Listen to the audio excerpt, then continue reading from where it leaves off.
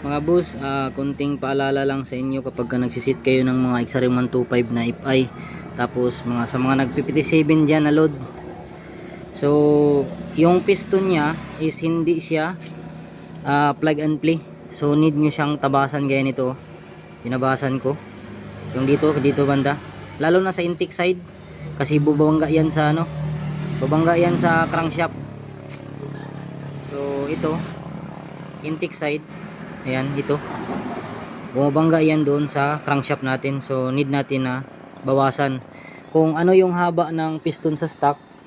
Ito yung dito tapos dito sa itaas, sukatin nyo 37.5 kasi ito.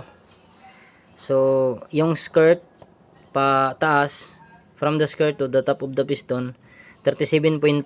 so itong piston na ito ginawa kong 36.8 na lang magkabilaan para may saktong clearance talaga. So yun lang guys, share ko lang sa inyo para iwas back job na rin.